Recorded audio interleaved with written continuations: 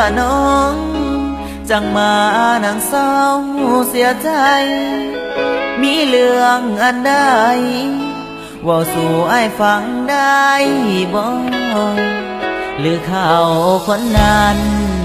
เหตุให้เสียใจยังน้องเศร้าถามได้บ่เรื่องเขาน้องบ่อยากฟัง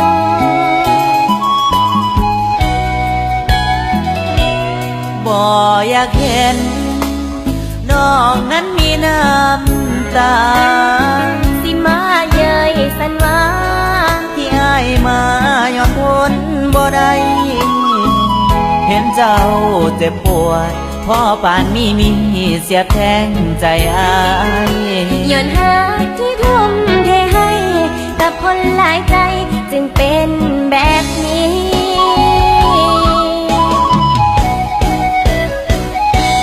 เป็นน้ำเขาเป็นน้ำน้องมักง่าย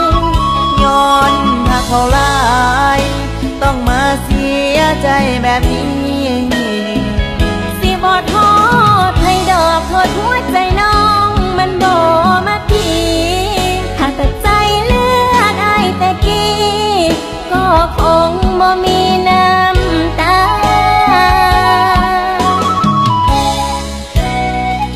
ลืมเรื่องผ่านมาให้มันเลยผ่านไปมาเริ่มต้นใหม่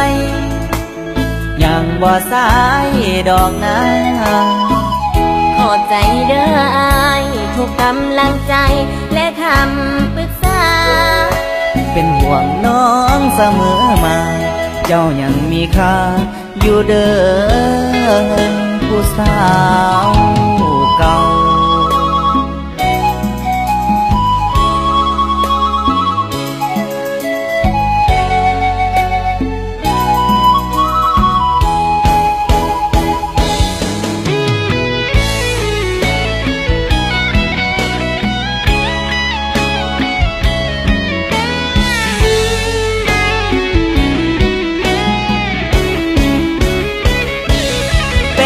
น้ำเขา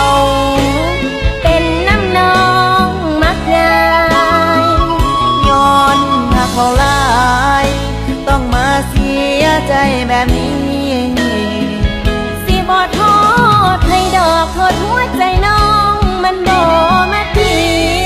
หากแต่ใจเลือกอ้ายแต่กี้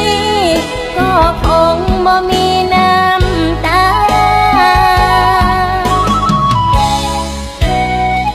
ลืมเรื่องผ่านมาให้มันเลยผ่านไปมาเริ่มต้นใหม่ยังบ่สายดอกนะขอใจเด้ออ้ายทุกกำลังใจและคำปรึกษาเป็นห่วงน้องเสมอมาเจ้ายังมีค่าอยู่เด้อผู้สาวเก่า